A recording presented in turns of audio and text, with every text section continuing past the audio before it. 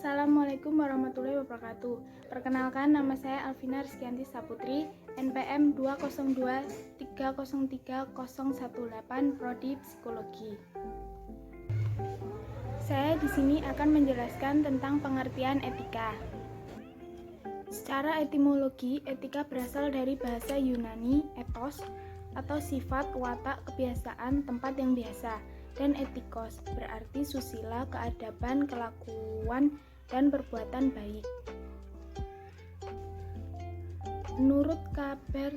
Bertens dalam bukunya menjelaskan bahwa etika berasal dari bahasa Yunani kuno. Kata ethos dalam bentuk tunggal memiliki banyak arti: tempat tinggal yang biasa, padang rumput, kandang, kebiasaan, adat, akhlak, watak, perasaan, sikap, cara berpikir. Sedangkan dalam bentuk jamak artinya adalah adat kebiasaan. Sedangkan secara terminologi etika disebut sebagai ilmu tentang baik dan buruk atau dengan kata lain teori tentang nilai. Etika disebut juga sebagai ilmu normatif sebab di dalamnya terdapat norma dan nilai-nilai etika dengan moral atau budi pekerti. Ilmu etika adalah ilmu yang mempelajari tentang perbuatan-perbuatan manusia dengan dasar yang sedalam-dalamnya yang diperoleh dengan akal budi manusia. Sedangkan menurut Kamus Besar Bahasa Indonesia KBBI, etika merupakan nilai tentang benar dan salah yang dianut suatu golongan atau kelompok masyarakat. Ada beberapa pengertian etika menurut para ahli. Di antaranya adalah: yang pertama, Surgarda Purbakawaja, yaitu pengertian etika ialah suatu ilmu pengetahuan yang memberikan arahan, ajaran, acuan, serta pijakan kepada suatu tindakan manusia. Yang kedua, H. Burhanuddin Salam.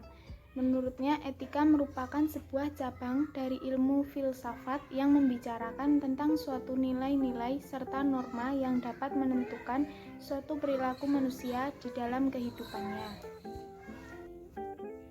Dari sejumlah pengertian di atas, maka dapat disimpulkan etika adalah suatu ilmu yang mempelajari tentang arti baik dan buruk, benar dan salah. Selanjutnya manusia menggunakan akal dan hati nuraninya guna mencapai tujuan hidup yang lebih baik dan benar, sesuai dengan tujuan yang dikehendaki.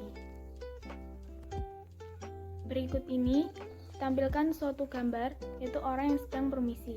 Orang tersebut dapat dikatakan beretika karena perilaku tersebut mencerminkan orang itu menghormati kepada orang lain dengan sikap ramah yang diperlihatkan pada orang yang ada di hadapannya dengan maksud untuk menghormati orang tersebut hingga membuat kondisi yang nyaman serta penuh keharmonisan. Sikap sopan santun seperti ini kewajiban yang harus dikerjakan oleh tiap kelompok, mulai dari anak-anak sampai orang tua. Setiap kehidupan yang ditempuh tanpa ada diimbangi sopan santun pasti bakal membuat ketidakharmonisan bahkan keributan. Sikap tersebut bisa ditanamkan lewat pendidikan informal, yakni pendidikan yang diajarkan oleh kedua orang tuanya pada anak-anaknya. Sikap beretika ini juga tengah gencar dikerjakan lewat pendidikan non-formal, seperti lewat satu di antara program pemerintah, yakni PAUD.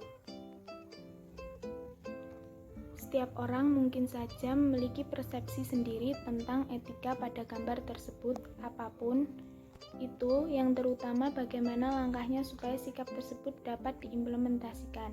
Kesadaran sendiri bakal utamanya sikap beretika ini adalah modal basic supaya sikap ini tetap lestari. Berikut gambar yang kedua.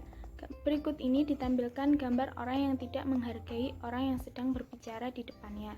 Dikatakan tidak beretika karena di dalam gambar ada beberapa orang yang sedang dalam satu ruangan, salah satunya sedang menjelaskan, tetapi orang yang menjadi sasaran penjelasannya sibuk dengan pikiran masing-masing.